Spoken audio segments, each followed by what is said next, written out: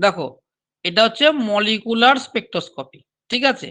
মানে স্পেকট্রোস্কোপি বলতে গেলে আমার এখানে মেইনলি হচ্ছে যে পরমাণু মলিকুল গুলো যেগুলো আছে, অণু যেগুলো আছে তারা বিভিন্ন অ্যারেঞ্জমেন্ট এ থাকে। এবার অ্যারেঞ্জমেন্ট এ থাকার পরে তারা যখন ভাইব্রেশন হয় বা রোটেশন হয় বা ট্রানজিশন হয় তখন তারা কিন্তু এনার্জি রিলিজ করে। এনার্জি রিলিজ করে। তাহলে কি রকম এনার্জি রিলিজ করে? রোটেশনাল এর জন্য হতে পারে। ঠিক আছে? এবার কারা রোটেশন হয়, কারা ভাইব্রেশন হয়, কারা কি হয় সেটা তো আসছে আস্তে, আস্তে। তারপরে বা ইলেকট্রনিক ট্রানজিশন হচ্ছে একটা কক্ষপথ থেকে একটা যাচ্ছে। তার জন্য এনার্জি ছাড়ছে। সেই এনার্জির জন্য আমরা করে স্পেকট্রা পাচ্ছি। একটা বর্ণালী পাচ্ছি। সেগুলো মলিকুলার স্পেকট্রোস্কোপি। তাহলে মলিকুলার স্পেকট্রোস্কোপি জানার আগে ১ম এ যেটা করতে হয়, বললাম যে নোটটা একটু হ্যাপাজেড হয়ে আছে। মলিকুলার স্পেকট্রোস্কোপি যাওয়ার আগে ১ম এই যেটা পড়তে হয় সেটা হচ্ছে মলিকুলার স্পেকট্রোস্কোপিক নোটেশন। নোটেশন কি? মানে হচ্ছে সবই তোমার স্পেকট্রোস্কোপিক নোটেশন ব্যবহার করতে হয়। এগুলো জানার আগে আমাকে ফার্স্ট যেটা জানতে হবে সেটা হচ্ছে স্পেকট্রোস্কোপিক নোটেশন। মানে অন্য জায়গায় যেমন সিজিএস, এসআই সব গুলিয়ে দিয়ে এক জায়গায় করি, অসুবিধা হয় না। কিন্তু এক্ষেত্রে কিন্তু আমাকে একই ইউনিটে বার করতে হবে। সেই ইউনিটটা হচ্ছে যেটা আমরা তরঙ্গদৈর্ঘ্যের যে রিসিপ্রোকাল হয় বা ওয়েভ নাম্বার যেটা বলি, সেই এককটাকে আমরা এখানে বেশি কাজে লাগাই। এবার বিভিন্ন ইউনিট থেকে ট্রান্সফার করে আমাকে সেগুলো করতে হয়। সেটা কি করে করতে হয়? সেইটা আগে হচ্ছে ফার্স্ট জিনিস। সেইটাই মিডিলে ঢুকে গেছে নোটে। বললাম যে নোটের একটু এদিক ওদিক হয়ে গেছে। আগে ওখানে যাই। তারপরে কি মলিকুল হয় না হয় সেগুলো পরপর আসবো। আগে আছে যাই এতে। চেঞ্জ গুনা কিরকম হয়? এই যে এইটা। এটা একটা সারলেস সব বিভিন্ন কোর্সের নোট ছিল আমার কাছে সেখান থেকে নেওয়া।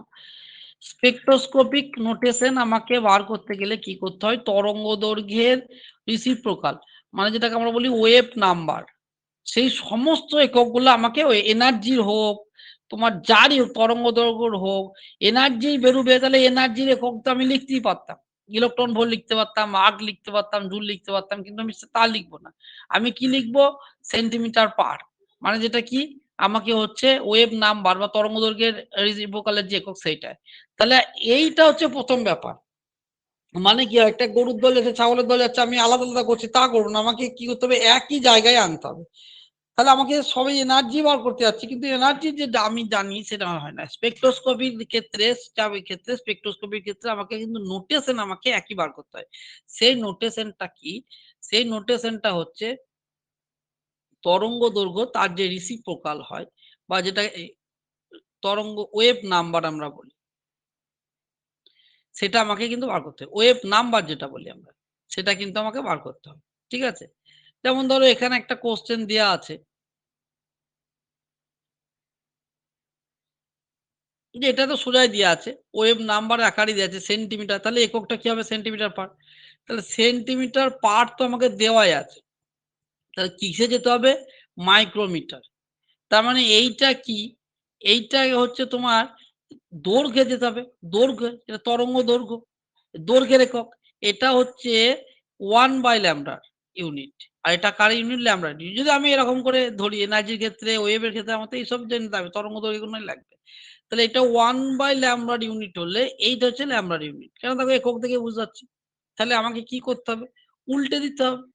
তাহলে ২০০ সেন্টিমিটার পার কে আমি কি লিখব? 1/200 সেন্টিমিটার। এটাকে উল্টাতে হবে তবেই আমার এককটা উঠবে, উল্টাবে। তাহলে এটা করে দিলাম। তারপরে তাহলে আমাকে কোথায় যেতে হবে? মাইক্রোমিটার। তাহলে আমাকে যেটা যেতে গেলে কি করতে হবে?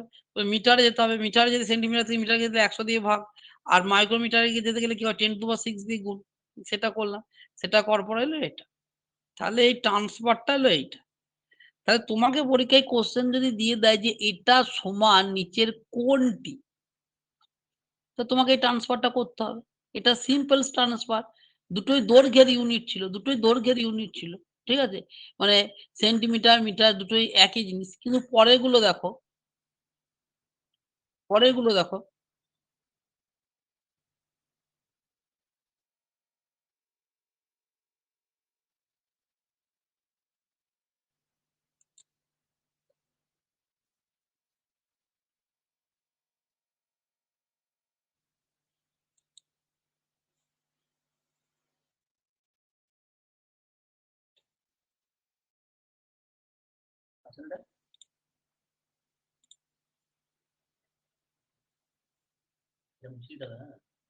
হুম।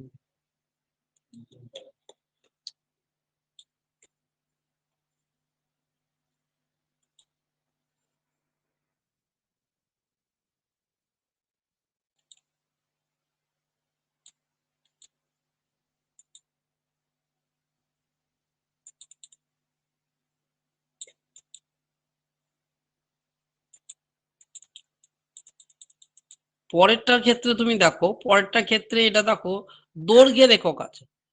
ঠিক আছে? তা দৈর্ঘ্যের একক থেকে কিসে এসছে? হার্টজে এসছে। তাহলে আমার কাছে যেটা আমি জানি V সমান n ল্যামডা। V সমান হচ্ছে n ল্যামডা। তাহলে এইটা দৈর্ঘ্যের। আর আমাকে বার করতে হবে এইটা। আর ভিটা তো জানি আলোর বেগ। এক্ষেত্রে তো তরঙ্গ মানে তো কি? তরঙ্গের বেগ মানে আলোর বেগ। c সমান n ল্যামডা। তাহলে আমাকে তো এখানে তো সব এনার্জি রিলিজ হচ্ছে। মানে কোনো একটা যে মলিকুলার স্পেকট্রোস্কোপি পড়ছি মানে কি? সেক্ষেত্রে তোমার কোনো মলিকুল এগুলো পড়া হয় না, এখন আমি দেখবো। মলিকুলার যখন মলিকুল বা ৩ টে মলিকুল সে নিজেদের মধ্যে রোটেট করছে বা ভাইব্রেট করছে তখন সে এনার্জি রিলিজ করছে। অথবা একটা কক্ষপথ থেকে আরেকটা কক্ষপথে এসে ট্রানজিশন হচ্ছে তখন সে এনার্জি রিলিজ করছে। সেই এনার্জি রিলিজ গুলো হয় আমরা কি? তরঙ্গ আকারে পাই। সেই বেগটা কত হয়? সেটা আলোর বেগের সঙ্গে সমান হয়। তাহলে সমীকরণটা কি হবে? c সমান n ল্যামডা। তাহলে এই ক্ষেত্রে তোমার কি বলা আছে? আমাকে এই কিন্তু কোশ্চেন দেখে আমাকে ট্রান্সফারটা কি দিয়ে করতে হবে সেটা আমাকে বুঝতে হবে। তাহলে এটা নিউমিটার বলা আছে, তার মানে দৈর্ঘ্যে তরঙ্গ দৈর্ঘ্য, দৈর্ঘ্য ইন দ্য সেন্স তরঙ্গ দৈর্ঘ্য। তরঙ্গ দৈর্ঘ্য এটা হার্টজ বার করতে হবে, মানে ফ্রিকোয়েন্সি। তাহলে ফ্রিকোয়েন্সি, তরঙ্গ দৈর্ঘ্য বা দৈর্ঘ্য সেটার সঙ্গে কি সম্পর্ক? এটা সম্পর্ক। তাহলে সেই সম্পর্কে আমাকে নিউ সমান c বাই ল্যামডা। তো c এর মানটা এইটা, আর এখানকার মানটা এটা বসিয়ে দিচ্ছি। বসালে আমি চলে আসবো।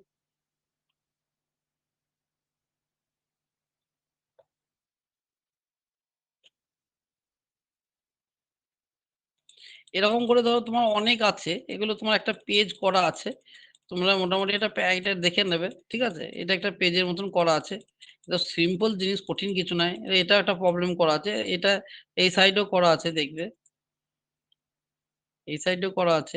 যে এত জিগাহার্টজ মানে কত তারপর এটা ওয়েভ নাম্বারটা বার করতে বলছে। মানে তরঙ্গ দৈর্ঘ্য বার করতে হবে, তাকে তরঙ্গ দৈর্ঘ্যটা উল্টে দিতে হবে। 1/λ করতে হবে। তাহলে সিম্পল জিনিস। এটা কঠিন কিছু তা তো নয়।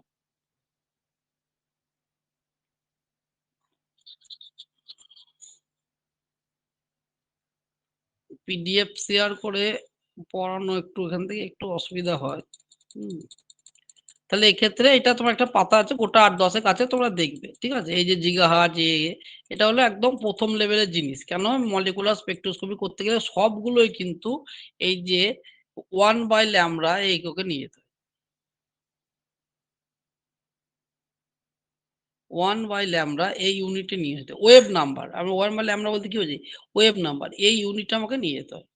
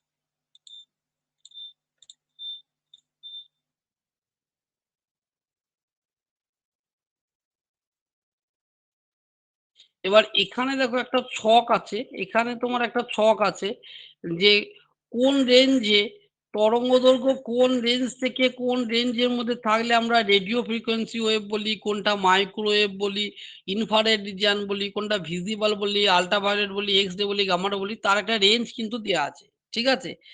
তরঙ্গ ফ্রিকোয়েন্সি আকারে বা তরঙ্গ দৈর্ঘ্যের আকারে অনেক বইয়ে দেয়া থাকে।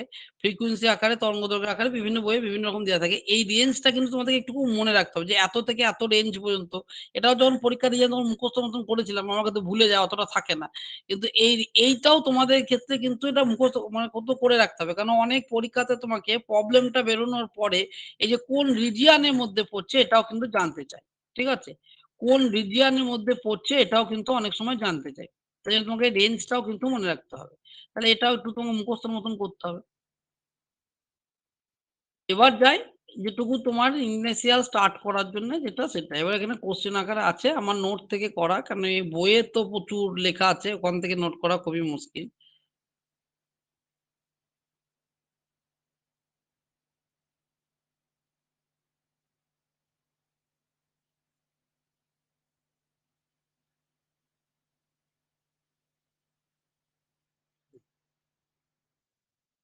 Rotational molecule.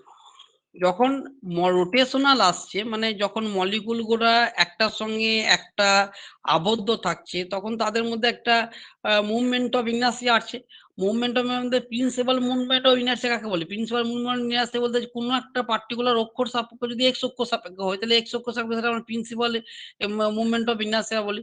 এখন এই মুভমেন্ট অফ ইনার্সিয়ার উপর ডিপেন্ড করে তাদের কিন্তু যে মলিকুল গুলো সেগুলো কিন্তু আমাকে বিভিন্ন ভাগে ভাগ করতে হয় এই স্পেকট্রোস্কোপি পড়ার জন্য। ঠিক আছে? এগুলো তোমরা জানো তাও আবার বলে দিই। লিনিয়ার মলিকুল কোনগুলো আছে লিনিয়ারলি অ্যারেঞ্জমেন্ট থাকে। এই যে যেমন একটা লিনিয়ারলি অ্যারেঞ্জমেন্ট আছে HCl, OCS ঠিক আছে? এগুলো পরস্পরের সঙ্গে লিনিয়ারলি অ্যারেঞ্জমেন্ট থাকে। ঠিক আছে? ৩ টে অক্ষের মুভমেন্ট অফ ইনার্সিয়ার মধ্যে একটা 0 অপর দুটো সমান হয়। সিমেট্রিক্যালি টপ কাকে বলে? সিমেট্রিক্যালি টপ হচ্ছে যে ৩ টে মুভমেন্ট অফ ইনার্সিয়ার মধ্যে যে কোন মলিকুল গুলো আমরা সিমেট্রিক্যালি টপ বলবো। যেমন হচ্ছে এখানে তোমার দেয়া আছে একটা উদাহরণ দেয়া আছে মিথাইল ফ্লোরাইড CH3F ঠিক আছে? এর হচ্ছে কি যে সিমেট্রিক্যালি টপ বলতে গেলে কি এগুলো একটু করে তোমার ডেফিনিশন গুলো একটু দেখে নিতে হবে। ঠিক আছে? এখানে দিয়ে দিতে পারে যে কোনটা কি এতে। এগুলোর হচ্ছে মুভমেন্ট অফ ইনারশিয়া দিয়ে যে ৩ টে অ্যাক্সিস এর সাপেক্ষে মুভমেন্ট অফ ইনারশিয়া দিয়ে তাদেরকে ব্যাখ্যা করতে হয়। যদি দুটো সমান হয় আরেকটা জিনিস সমান না হয় তাহলে সেটাকে বলছে সিমেট্রিক্যালি টপ বা সিমেট্রিক্যালি টপের মধ্যে আবার দুটো করে ভাগ করা যায়। প্রোলেট, অবলেট সেটা কি যে দুটো সমান সেটা আরেকটার তুলনায় যেটা সমান নয় তার তুলনায় যদি বড় হয় তা সেটাকে বলা হয় প্রোলেট। আর অবলেট যেটা বলা হচ্ছে সেটা উদাহরণ দেয়া আছে। পাশাপাশি দেখবে সব উদাহরণগুলো দেয়া আছে। ঠিক আছে? আর যদি দুটোর যদি সমান হয় কিন্তু যেটা সমান নয় তার তুলনায় যদি কম হয় তাহলে সেটাকে কিন্তু বলা হয় অবলেট। এর ডেফিনিশন সব দেয়া আছে। হ্যাঁ? সবই দেয়া আছে। আর asymmetrically টপ মানে কি? asymmetrically মানে বুঝতেই পারছো। ওটা symmetrically মানে হচ্ছে ৩ টে সমান, একটা দুটো সমান, একটা অসমান। asymmetrical কিছু ৩ টেই অসমান। ঠিক আছে? এবার হচ্ছে রোটেশনাল স্পেক্ট্রা কোনগুলো দেখাবে? কোন মলিকুল গুলো দেখাবে রোটেশনাল স্পেক্ট্রা? যে মলিকুল গুলো এটা মাইক্রোওয়েভ রিজিয়ন এর মধ্যে পড়ে। যে দেখো কিছু উদাহরণ দেয়া আছে। যে মলিকুল গুলো তোমার আ যে আমাদের মাইক্রোওয়েভ রিজিয়ন এর মধ্যে থাকে, তো এখানে কিছু উদাহরণ দেয়া আছে। শর্ট কোর্সে এই যে উদাহরণগুলো দেয়া আছে। এত দরকার নাই তোমাদের। যেটুকু জায়গায় পড়তে হবে। এই যে এই জায়গাটায়। যে পারমেন্ট ডাইপোল মুভমেন্ট তো জানো যে তো তোমার এটুকু তো পড়া আছে ডাইপোল মুভমেন্ট ডাইপোল কাকে বলে তো পড়ানো হয়েছে স্থিরতরিবিদ্যাতে তোমাদের ছিল যে দুটো স্মল পয়েন্ট চার্জ এরকম করে আমাদের অণুগুলোকে এরকম স্মল পয়েন্ট চার্জ ভরে তাদের মধ্যে যে বন্ডিংটা দূরত্বটা সেটা হচ্ছে ওই ডিসটেন্সটা তাহলে প্রত্যেকের ক্ষেত্রে পজিটিভ বা নেগেটিভ যদি ধরি এরকম করে তাহলে ডাইপোলের মতন কাজ করছে তাহলে একটা পার্মানেন্ট ডাইপোল মুভমেন্ট থাকবে। এই পার্মানেন্ট ডাইপোল মুভমেন্ট যদি কারো থাকে, যে সমস্ত মলিকুল গুলো পার্মানেন্টলি ডাইপোল মুভমেন্ট আছে, সেই মলিকুল গুলোকে বলা হয় মাইক্রোওয়েভ অ্যাক্টিভ মলিকুল। তারাই রোটেশনাল স্পেক্ট্রা দেখাবে। কিন্তু যে মলিকুল গুলোর এরকম পার্মানেন্ট ডাইপোল মুভমেন্ট নেয়, তারা কিন্তু রোটেশনাল স্পেক্ট্রা দেখাবে না বা তাদেরকে বলা হয় মাইক্রোওয়েভ ইনঅ্যাক্টিভ। মাইক্রোওয়েভ ইনঅ্যাক্টিভ আর মাইক্রোওয়েভ অ্যাক্টিভ। কেন? না তোমার ধরো এদিকে একটা মলিকুল আছে, এখানে একটা মলিকুল আছে, এখানে একটা মলিকুল আছে। এবার ধরো CO2, CO2 তাহলে এইদিকে আর এইদিকে।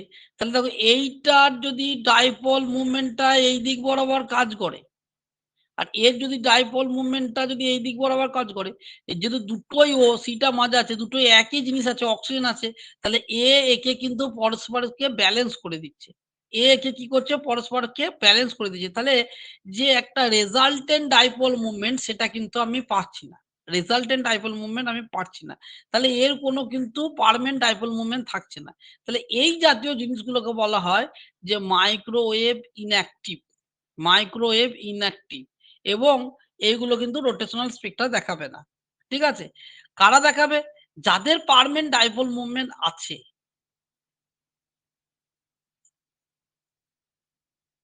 যেমন ধরো এখানে কিছু উদাহরণ দেওয়া আছে HCl। H এক জায়গায় থাকবে, Cl এখানে আছে। তাহলে হাইড্রোজেন ক্লোরাইন, তাহলে এর একটা নির্দিষ্ট দিকেই কিন্তু ডাইপোল মুভমেন্টটা কাজ করছে। এদিকে কেউ নাই বা এদিকে কেউ নাই, পরকে ব্যালেন্স করার কেউ নাই। তাহলে এর কিন্তু একটা পার্মানেন্ট ডাইপোল মুভমেন্ট আছে। তাহলে এ একটা কি করবে? রোটেশনাল স্পেক্ট্রা দেখাবে। মানে এ একটা রোটেট করবে। এ কি করবে? রোটেট করবে। রোটেট করার ফলে সে যে এনার্জি রিলিজ করবে সেইটা একটা আমি স্পেক্ট্রা হিসাবে এখানে পাবো।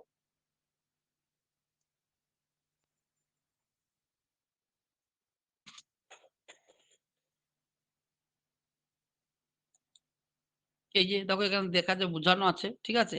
বুঝিয়ে করা আছে, এখানে বুঝিয়ে তোমরা একটু পড়ে নেবে, ঠিক আছে? এখানে বলা আছে রিডিং একটু পড়ে নেবে, কেন কি রকম ধরনের কোশ্চেন আসবে থিওরি টাইপের সেটা বলা আছে না। কোশ্চেন আমি অন্য একটা কলেজ সার্ভিসে বই থেকে করবো, অনেক স্কুল সার্ভিসে মলিকুলার স্পেক্ট্রা থেকে খুব একটা কোশ্চেন কোনদিন সেরকম দেয় না, ঠিক আছে?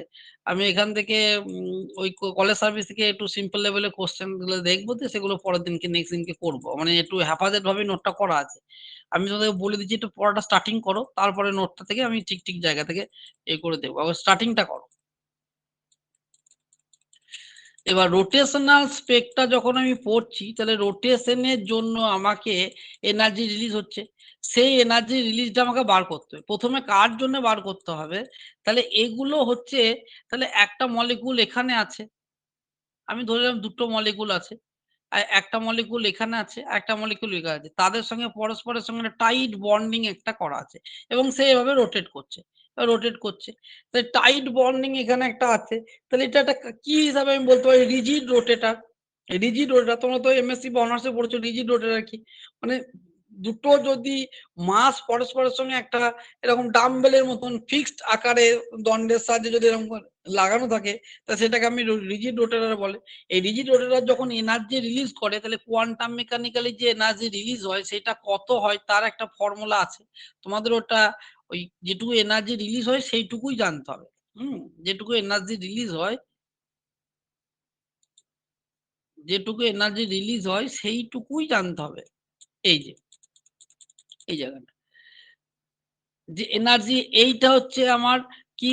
আমার এটা হচ্ছে যে শ্রোডিঞ্জার ইকুয়েশন। শ্রোডিঞ্জার ইকুয়েশন কে যদি আমি এরকম এক্সপেরিমেন্ট কে যদি রোটেশন আছে রিজিড রোটেটর হিসাবে এরকম করে যদি দেখি, রিজিড রোটেটর ব্যবহার করি, তাহলে তার যে এনার্জি রিলিজটা হবে সেটা হচ্ছে h কাট বা h স্কয়ার 2i, মানে এটা যে মুভমেন্ট অফ ইনার্সিয়া j+1।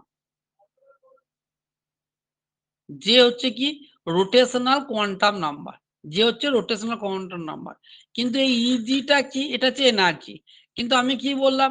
যে এনার্জিকে কিন্তু তো হবে না, আমাকে সবকিছুতে কিসে নিয়ে যেতে হবে? ওই ওয়েভ নাম্বার ইকুয়েশনে করতে হবে।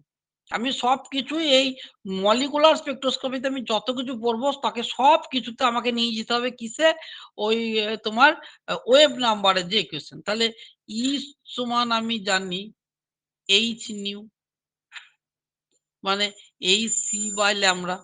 তাহলে সমান 1 বাই ল্যামডা যদি এখান থেকে বার করতে হয়, এই যে এইটা আমার দরকার, তাহলে ই কে আমি কি করব? এইচ সি দিয়ে ভাগ করব। এইচ সি দিয়ে ভাগ করব। তাহলে এনার্জি যেটা পাবো সেটাকে মলিকুলার স্পেকট্রোস্কোপিক নোটেশন আনার জন্য আমাকে কি করতে হবে? আমাকে এটাকে এইচ সি দিয়ে ভাগ করতে হবে। এই যে স্পেকট্রোস্কোপিক নোটেশনে চলে এলাম। তাহলে এইচ সি দিয়ে ভাগ করলাম। তাহলে এই জিনিসটা আমি পেলাম। যে ইজে বাই এইচসি সমান এইচ বাই এইচ এর মানটা আগে থেকে উপর থেকে নিয়ে আসছে ওটা বসিয়ে দেওয়া আছে এখানে। আর এইচ কার্ডটাকে তুলে দিয়েছে, এইচ ক্রসে তুলে দিলে তাহলে 4 পাই চলে আসবে, 4 পাই স্কয়ার চলে আসবে। তাহলে এটা করলে এটা করে এটা। যেটা হচ্ছে কি রোটেশনাল কোয়ান্টাম নাম্বার। ঠিক আছে? তাহলে এই জিনিসটা আমার চেঞ্জ হবে। কোয়ান্টাম নাম্বার, এই রোটেশনাল কোয়ান্টাম নাম্বার এইটা ভ্যারি করবে। বাদবাকি দেখো এইগুলো দেখো সব কনস্ট্যান্ট টার্ম। এইচ টা বলো, পাই বলো, আই বলো, সি বলো। আই তো মুভমেন্ট অফ ইনার্সিয়া, সি তো হচ্ছে তোমার আলোর গতিবেগ। ঠিক আছে? তাহলে এই গোটা জিনিসটাকে আমি একটা কনস্ট্যান্ট ধরে নিলাম বি। তাহলে বি সমান কি হচ্ছে? বি সমান হচ্ছে এইচ বাই 8 পাই স্কয়ার আইসি। তাহলে যে স্পেক্ট্রাটা বেরুচ্ছে, সে স্পেক্ট্রার যে ব্যান্ডটা, এনার্জি ব্যান্ড যেটা হচ্ছে সেটা কি রকমের আকারে আসছে? বি মানে যেকোনো একটা constant J plus J plus 1। এটা হচ্ছে রোটেশনাল স্পেকট্রোস্কোপি। কেন এটা এককটা কিন্তু সবসময় কিন্তু বলছি যে এই একক ব্যবহার করা হবে। ওয়েভ নাম্বারের যে একক সেইটা। এই বি এর একটা বিশাল গুরুত্ব আছে। বি দিয়ে পরীক্ষায় প্রবলেম পড়বে। বি মানে কি? Rotational constant. এই রোটেশনাল কনস্ট্যান্ট যদি আমার জানা থাকে, তাহলে দেখো এইটা কনস্ট্যান্ট জিনিস, এগুলো সব কনস্ট্যান্ট জিনিস, সি টা কনস্ট্যান্ট জিনিস। তাহলে আই মানে আবার হচ্ছে এম আর স্কয়ার। তাহলে কোন একটা মলিকুলের তার যদি অ্যাটমিক ওয়েটটা আমার জানা থাকে, আর তার মলিকুলের তাদের মধ্যে যে দুটো অ্যাটমের মধ্যে যে দূরত্বটা সেটা রেডিয়াস হিসাবে ব্যবহার করবো, তাহলে সেটা আমি এখান থেকে বার করতে পারবো, ক্যালকুলেশন ব্যবহার করতে পারবো। যেটাকে বলা হচ্ছে ব্যান্ড লেন্থ, মানে পরস্পরের সঙ্গে দূরত্ব যেটা ব্যান্ড লেন্থ, সেটা আমি ক্যালকুলেশন করে বার করতে পারবো। তাহলে এই যে আরটা বার করা, এইটা কিন্তু বি থেকে বলা যাবে। বি এর মানটা যদি বলা থাকে তাহলে কিন্তু আমার বার করা যাবে।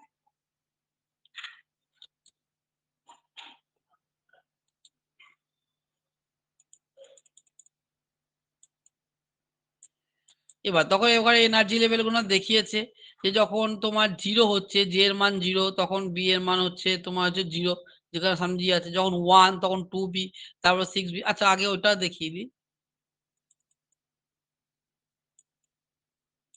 না এটা ঠিক আছে।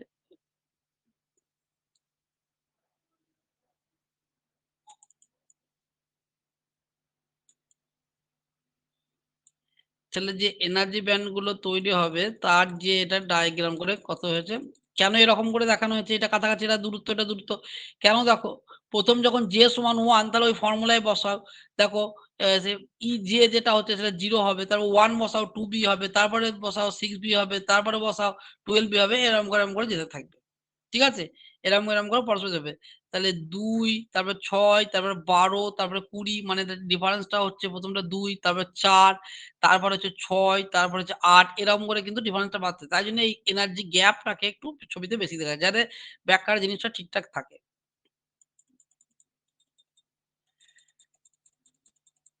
তাহলে এই যে ট্রানজিশন যদি j সমান 1 ১ নম্বর থেকে ২ নম্বরে হয়, তাহলে এই ডিফারেন্সটা কত হচ্ছে? 4b। এখানে দেখানো আছে, নিজেরাই বুঝতে পারবে।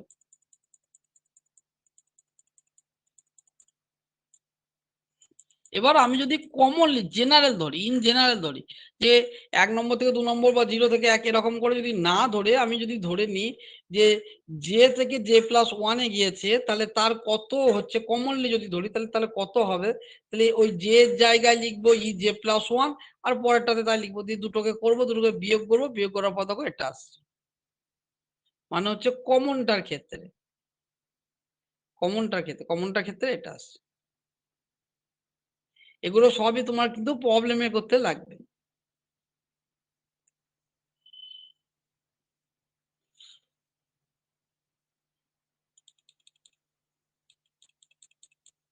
এবার দেখো ওই যে এনার্জি ব্যান্ডটা দেখিয়েছে সেটা দেখো 0, 1, 2, 3 করে kilo, 2b, 4b, 6b, 8b এরকম করে গিয়েছে।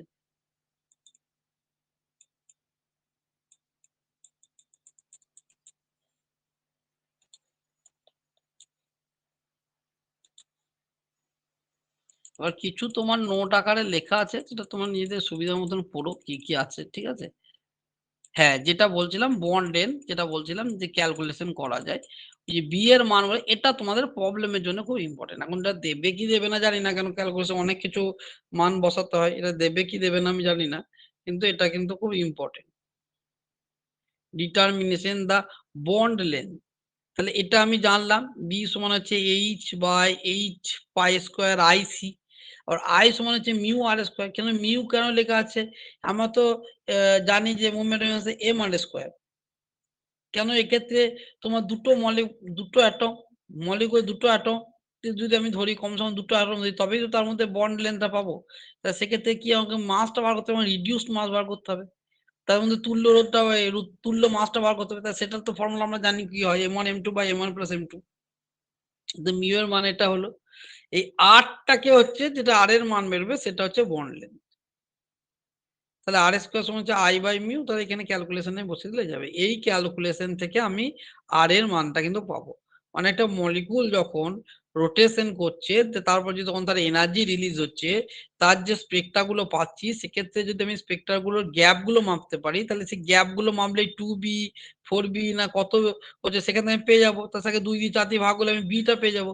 এই বিটা পেয়ে গেলে আমি কিন্তু তার মানটা বসিয়ে কিন্তু আমি কি করতে পারবো, তাদের মধ্যে যে দূরত্ব আছে এই দূরত্বটা কিন্তু আমি ক্যালকুলেশন করতে পারবো। এবার যেমন CO2 বললে তার আর এর আ সি এর আর ও এর তাদের মাস কত, তার রিডিউস মাস কত এগুলো বার করে আমি বন্ড লেন্থটা ক্যালকুলেট যেমন একটা উদাহরণ দেয়া আছে এখানে।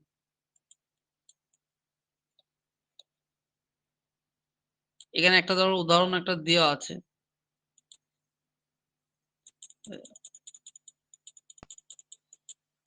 একটা উদাহরণ যেমন দেওয়া আছে। Calculate the bond length of CO। তা ফার্স্ট লাইন যে এটা 2b, এবার ফার্স্ট লাইনটা বলা আছে। ফার্স্ট লাইন মানে কত 2b হয়। ওই যখন আবার ব্যাকে দেখবে নোটটা দেখবে যে 2b হয়। তা সেখান থেকে বিটা পেয়ে যাবে। বিটা পেয়ে গেলে বি এর যে ফর্মুলা এই ফর্মুলায় বসিয়ে দিলে তুমি এটা পেয়ে যাবে।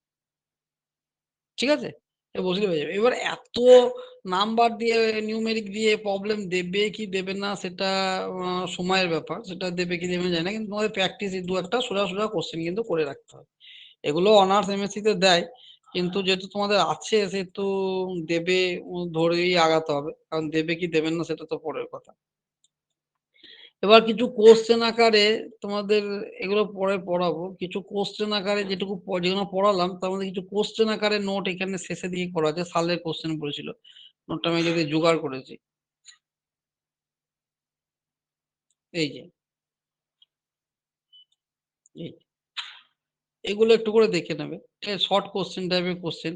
Find the number of vibrational degrees of freedom. ঠিক আছে? এই ডিগ্রিজ অফ ফ্রিডম কিভাবে বার করতে হয় এটা তোমাদের কাইনেটিক থিওরিতে আছে। মানে হিট ও থার্মোডাইনামিক্স যেখানে পড়াতে হয় সেখানে আছে। যে ডিগ্রিজ অফ ফ্রিডম হয় কি 3n minus m A number of atom বা নাম্বার অফ পার্টিকেল আর তার মধ্যে কনস্ট্যান্ট তাদের মধ্যে বাধা। ঠিক আছে? তা সেটা করে করতে হয়। যেমন CO2 বলেছে। তা CO2 র মধ্যে তাহলে নাম্বার অফ অ্যাটম কত? CaO দুটো আর C একটা। তাহলে হচ্ছে ৩ গণিত ২ মাইনাস এর মধ্যে বাধা কত আছে? ঠিক আছে? এর মাথায় বন্ড কটা আছে? সেটা লিখতে হবে। এবার এর অ্যারেঞ্জমেন্টটা দেখে এব এর অ্যারেঞ্জমেন্টটা কিরকম হবে সেইটা দেখে তোমার এই বন্ড এটা যদি কনস্ট্যান্টটা কত আছে সেটা লিখতে হবে। এই যে দেখো এই যে এর সঙ্গে এর দুটো বন্ড আছে। লিনিয়ার মলিকিউল বলে দুটো আছে। তাহলে ৪ টে হলো। ঠিক আছে? আবার এদের মধ্যে যদি তুমি দেখো এদের মধ্যে এইটার সঙ্গে এটার আবার একটা বন্ড কাজ করছে। এই যে এইটার মধ্যে টোটাল হচ্ছে ৫ টা। তাই জন্য এখানে ৫ লেখা আছে। এই দুটো ৪ টে এটা ৫ টা। এখানে ৫ লেখা আছে। তাহলে তার জন্য যে ডিগ্রিস অফ ফ্রিডম। যদিও এটা এখানকার পড়ার মধ্যে অংশ নয়, কিন্তু এটা দেয়া আছে নোটে। এটা তোমার ওই যে কাইনেটিক থিওরিতে ওখানে ডিগ্রিস অফ ফ্রিডম বার করা ওখানে আরো ভালো করে আছে। ওখানে যখন করা হবে তখন দেখবে। এই হট ব্যান্ড বা এগুলো অতটা নেয় তোমাদের কিন্তু নোটে ছিল বলে চলে এসছে। যে স্যার করা নোট সেই স্যারের নোট থেকে চলে এসছে। কিন্তু পিডিএফ সিরিয়াল করে পড়ানো খুব মুশকিল। যেগুলো জানার আগে যেন পড়ি তারপরে আস্তে বলবো। তোমরা একটু দেখো তারপরে। এই যে microwave spectroscopy. What is information do you from the microwave spectroscopy? এটা দেখতে পারো। এটা একটু দেখতে পারো। মাইক্রোওয়েভ স্পেকট্রোস্কোপি দিয়ে কি ইনফরমেশন পাওয়া যায়? এই কোয়েশ্চেনটা একটু দেখতে পারো। হুম? এটা এখন দেখা দরকার নাই। এটা পড়ায়নি। হ্যাঁ, which the following molecule will show the microwave rotational Spectra? কারা রোটেশনাল স্পেক্ট্রা দেখাবে? ঠিক আছে? যে দেখো যাদের পার্মানেন্ট ডাইপোল মুভমেন্ট আছে তারাই দেখাবে। যাদের পার্মানেন্ট ডাইপোল মুভমেন্ট নাই তারা দেখাবে না। এই কোয়েশ্চেন গুলা এই টাইপের কোয়েশ্চেন কিন্তু তোমাদের আসবে। যাদের রোটেশনাল স্পেকটা বললাম ২, ৩, ৪ রকমের, সরি ৪ রকমের ৩ রকমের হবে। একটা রোটেশনাল, একটা ভাইব্রেশনাল, একটা হচ্ছে ইলেকট্রনিক স্পেকট্রা। রোটেশনাল স্পেকট্রা কারা দেখাবে? রোটেশনাল স্পেকট্রা তারা দেখাবে যাদের ক্ষেত্রে কি আছে permanent dipole movement. Dipole movement আর পার্মানেন্ট ডাইপোল মুভমেন্ট তো আগেই বোঝালাম। যাদের মধ্যে পার্মানেন্ট ডাইপোল মুভমেন্ট নেয় তারা কিন্তু রোটেশনাল স্পেকট্রা দেখাবে। তাহলে তোমাদের দেখো H2, হ্যাঁ? তারপরে তোমার অন্য যেগুলো আছে CH4 এগুলো পরস্পরের সঙ্গে কিন্তু ক্যানসেল করে দেবে। একটার সঙ্গে কিন্তু ক্যানসেল হয়ে যাবে। পার্মানেন্ট ডাইপোল মুভমেন্ট থাকবে না। কিন্তু HCl, CH3Cl, CO এদের কিন্তু প্রত্যেকের একটা করে পার্মানেন্ট ডাইপোল মুভমেন্ট থাকবে। তো তোমাকে নিজে যেকোনো মলিকুল গুলো বলে দেবে, সেই মলিকুল গুলো দেখে তোমাদের তার পার্মানেন্ট ডাইপোল মুভমেন্ট আছে কি নাই সেটা একটু ভাবতে হবে। এবার ২-৪টে উদাহরণ বললে তখন নিজেই বুঝতে পারবে। Give the example of microwave active and example of microwave inactive. এটা তো আগেই বললাম যে কি অ্যাক্টিভ কোনগুলো ওগুলো করে ওই যে পার্মানেন্ট ডাইপোল মুভমেন্ট দিয়ে। ঠিক আছে? The following molecule show the microwave spectra, infrared spectra, rotational vibration. কারা rotational দেবে কারা vibration দেবে? rotational কারা দেয় কারা vibration দেয়? Explain why OCO is microwave inactive and OCS is microwave active. তাহলে এইটা কেন inactive হবে? এটা কেন OCO মানে CO2 আরকি সেটা লিখেছে। ওটাকে এরকম করে দেয়া আছে। তার মানে হচ্ছে ওটা CO2 এই যে এখানে লেখাও আছে। তাহলে এটা কেন হবে? পরস্পরের সঙ্গে পরস্পরকে ক্যানসেল করে দেবে। তাই জন্য তাদের কোনো পার্মানেন্ট ডাইপোল মুভমেন্ট থাকবে না। আর OCS এর কি? CS একটা আলাদা জিনিস, O একটা আলাদা জিনিস। তাহলে দুজনের মধ্যে তো ডিফারেন্স আছে। ডিফারেন্স হওয়ার জন্য তাদের একটা পার্মানেন্ট ডাইপোল মুভমেন্ট থাকবে। তাহলে কি হবে? তোমার রোটেশনাল স্পেকট্রা দেখাবে। প্রোলেট, অবলেট এগুলো তো আগেই দেখানো হলো উদাহরণগুলো।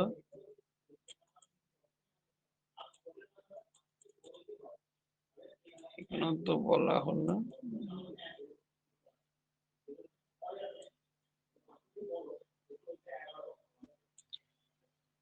ঠিক আছে। আচ্ছা, আচ্ছা এগুলো তোমরা একটু দেখো। আচ্ছা, এই মলিকুলার স্পেকট্রোস্কোপি তোমরা কোথায় পড়েছো একটু বলো তো?